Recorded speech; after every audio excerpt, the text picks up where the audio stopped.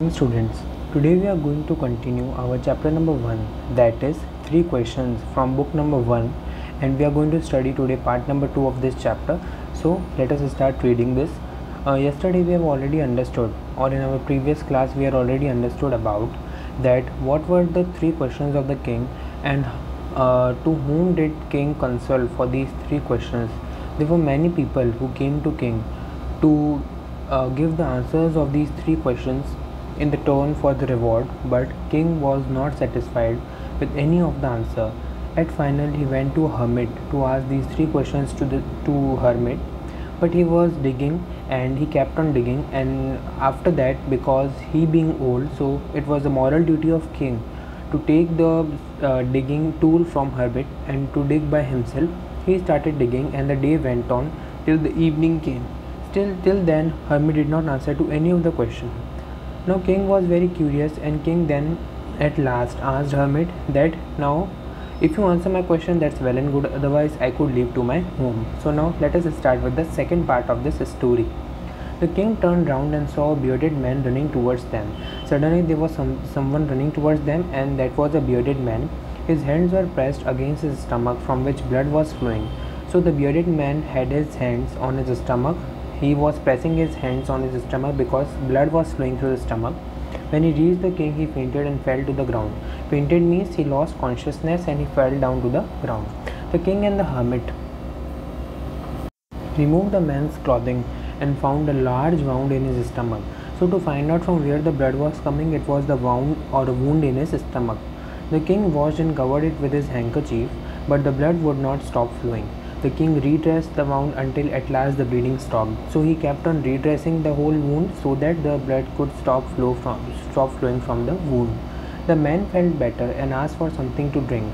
The king brought fresh water and gave it to him. After that, when man came back to his consciousness, he asked water to drink. So the king gave him water. By this time the sun had set and the air was cool. Now the air became cool because sunset was also done, so it was a time of night now, or in the very late in the evening. So the atmosphere became little cool. The king with hermit's help carried the wounded man into the hut and laid him on the bed. The man closed his eyes and lay quiet. So then king and hermit took that man to the hut of hermit, and then they let him sleep on the bed. So man then closed his eyes. The king tried by his work, and the work he had done, lay down on the floor and slept through the night. So king also spent his whole night over there only. He also slept on the floor to check whether what will be the condition of man on the next day. When he awoke, it was several minutes before he could remember where he was or who the strange bearded man lying on the bed was. So when he again awoke, he saw that who were those people? Forgive me, said the bearded man in a weak voice when he saw that the king was awake. So after that, what happened was, when king was awake, so bearded man was already apologizing to king that, please forgive me. I do not know you and have nothing to forgive you for, said the king. So king said that, why are you asking me to forgive you? Because I don't even know you and you have nothing done something like that. You do not know me, but I know you. I am that enemy of yours who swore revenge on you because you put my brother to death and seized my property. So it was the time when king had done something bad to that man's brother. So he had came to take the revenge from the king, but he was himself caught in a problem which king solved. So now the man was realizing his own mistake, that he should not have thought to take the revenge from the king, and that's why he was asking for forgiveness. I knew you had gone alone to see that hermit, and I made up my mind to kill you on your way home. But the day passed and you did not return. So now what happened was, someone in the court suggested king to go to hermit. Now he was only that man who asked king to go to hermit, so that when king will be returning back to his own home, at that time he would kill him on his way.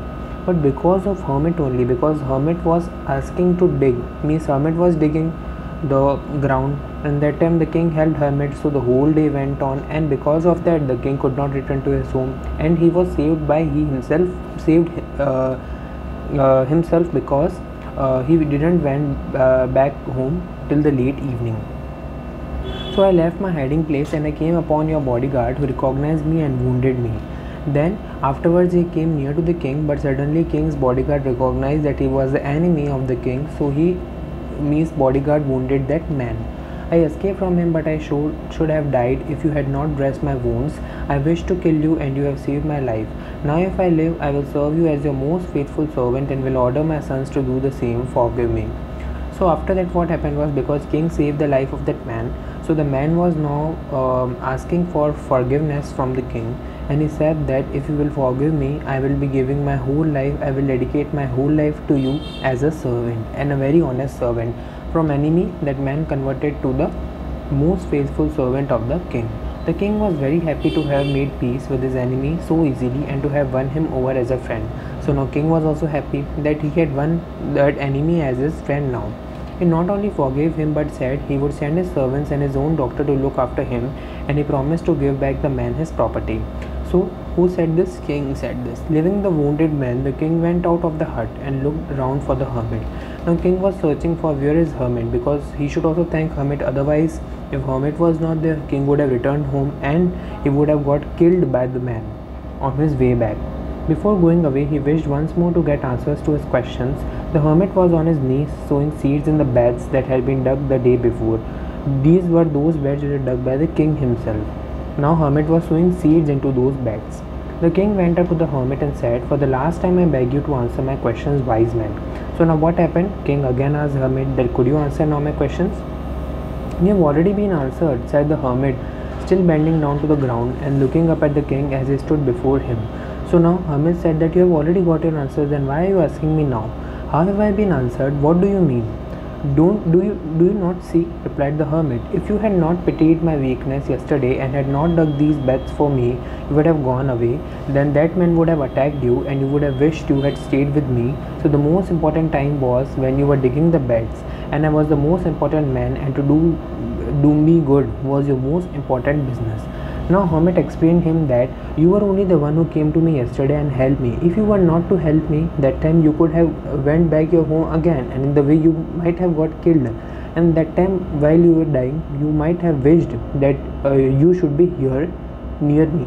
But since you were here only yesterday, so that's why that saved your life.